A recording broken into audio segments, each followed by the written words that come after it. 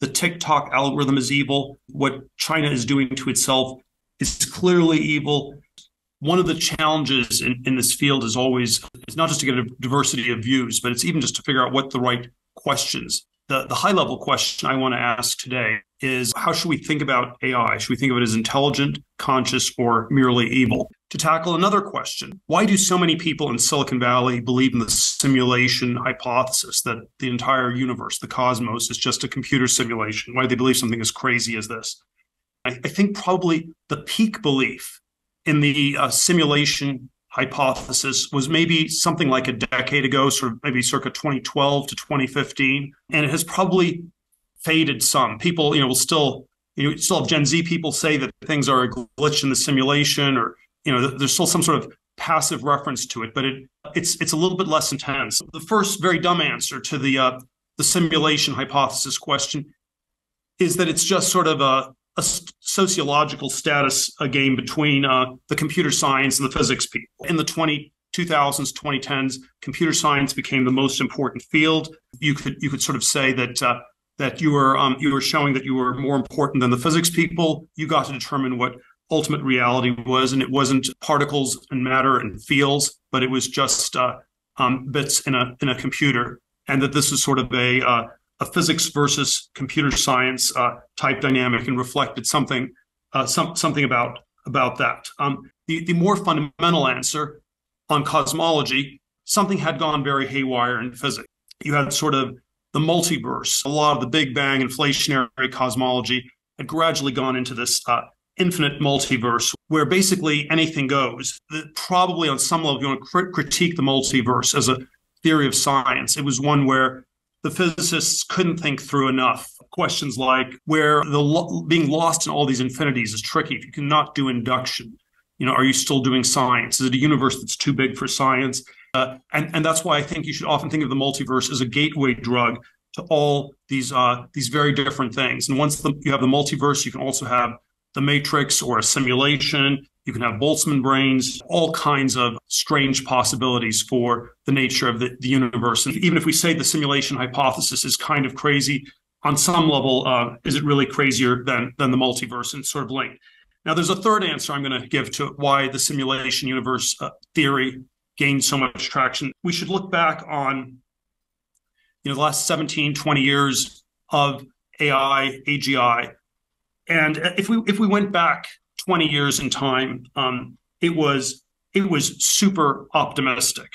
It's going to be cornucopian. 2005 was the year Kurzweil wrote, "The singularity is near." You're going to have accelerating technological progress, runaway technological progress.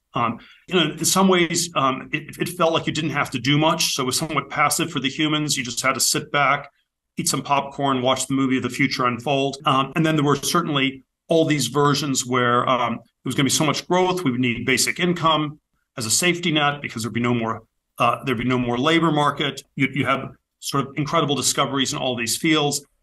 There was certainly some latent question about how you'd have to make sure that AGI was friendly. Of the narrative in the 2000s, early 2010s was in this sort of optimistic, utopian, cornucopian direction of would look like.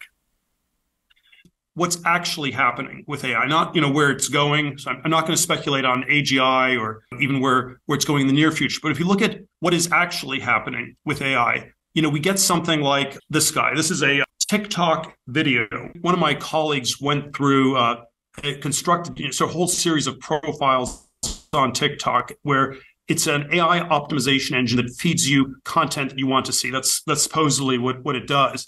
And basically, he came up with all these different profiles for Midwestern housewife, all sorts of people with different kinds of interests. Part of what the algorithm fed you was this fairly sort of deranged content. And this particular person basically explains how he exploits employment law, bounces from job to job, sues all his employers for health and safety violations. It's designed to sort of polarize race relations in the U.S. and make Black people angry because if you have an honest job, you're a sucker. It's designed to make white people angry. And there sort of are versions like this that come up throughout TikTok. This is sort of what I would say front and center what cutting edge AI looks like in the US today in 2022. We don't really know what the full intentionality is. We don't know whether this is just sort of an emergent property, that it's going to sort of take what people want, push it to extremes, derange the discourse. You'll intensify the race contradictions. You'll intensify the economic contradictions, how, the US has the worst healthcare system in the world. You'll have someone else talking about how you should call pedophiles a MAP person, a minor attracted person, because we shouldn't discriminate against those people. So it's all sort of like designed to intensify the wokeness, anti-wokeness, polarize and derange our society in one way or another. You can view it as emergent. You can view it as full-on intentional, where you should think of TikTok as a sort of Chinese communist weapon that is being used to derange our society. The book that I think is interesting is the Wan Huning, who's the number 4 guy in the entire communist government. He's sort of the professor theorist of Xi Jinping thought. And he wrote this book 32 years ago, America versus America. It's basically a roadmap for how to derange our society by sort of heightening these sort of Hegelian contradictions. We submit that you go with the full intentional version, TikTok is basically a weapon that's designed to derange us through decentralized and heightened contradictions. This particular AI is up against another self-destructive communist Chinese AI, which is the centralized one that's being imposed on China itself, where basically you have perfect face recognition. Everybody knows they're being monitored. They're living in there is sort of an important way in which China has become North Korea. It has gone, those of us who are anti-communist tend to conflate that it was a communist country 10 years ago and is now. There is a way in which the AI technology, the surveillance technology has really, really transformed it. It's not AGI. It is, in many versions, it's barely AI at all. It's just sort of cameras, ways to do big data on this. This is what the Kai-Fu Lee book talks about too, that China will win at AI through these sort of big data algorithms. It's not about the sort of cutting edge futuristic stuff that people in Silicon Valley talk about. It's things about like TikTok or what China has done to themselves. And so, one way to think of the rivalry between the US and China is that it's sort of a question, which society will be destroyed faster by the somewhat dystopian AI that's being imposed on it. And we could have sort of a long debate about that. So with this is sort of the framing of where AI actually is, where it actually, is being implemented in the most powerful, dramatic ways today. Let's go back to our 3 questions about AI. Is it intelligent? It seems to set a low bar for intelligence.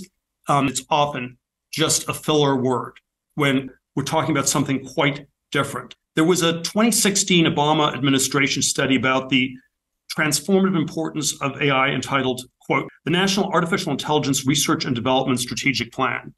If you went through this paper and if you replaced every use of the word of AI with software or even just computers, the meaning wouldn't change at all.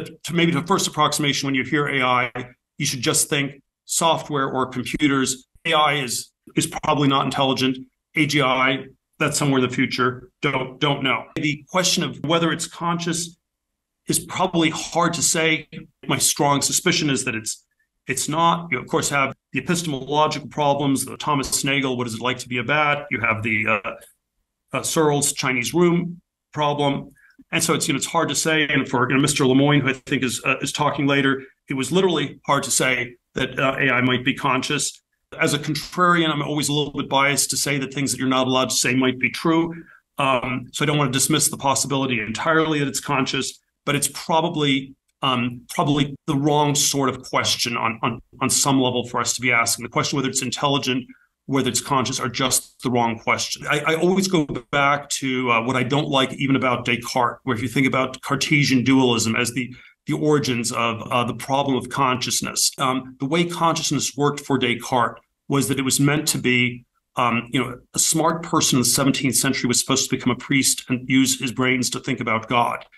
And Descartes came up with this very mysterious, different thing called the mind. It was sort of an attention redirection, distraction mechanism. And I always think we should we should remember the 17th century context where consciousness was not something that was mystical or spiritual or dualist in sort of the way we might think of these categories in the 21st century, but it was meant to be anti-theological. Maybe more generally, the problems of consciousness or even of intelligence are somehow the wrong question. So let me go to my third one. Is AI evil?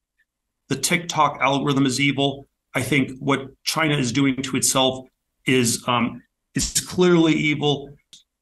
You can talk about evil in all kinds of different versions. Disembodied brain in C.S. Lewis's book, That Hideous Strength, who turns out to be a demon. I don't think that we've had an exorcist at Google to check that out and make that determination. Even that possibility couldn't quite be ruled out here. It's evil in the creepy looking woman on the upper right is this image, Loab, who seems to be sort of a strange attractor that comes up in a number of the art projects that Dolly, the AI art program, has generated. And it's sort of, if you ask what is the opposite of Marlon Brando, you get this somewhat abstract painting. And then if you ask what's the double negative of that, this sort of creepy woman, Loab, emerges. And what's sort of been interesting is that she emerged on a number of things. So sort of this strange attractor. And you can think of it as maybe it is a kind of occult knowledge where we're learning something. Did we really need to know that the double negative of Marlon Brando was a witch-like woman?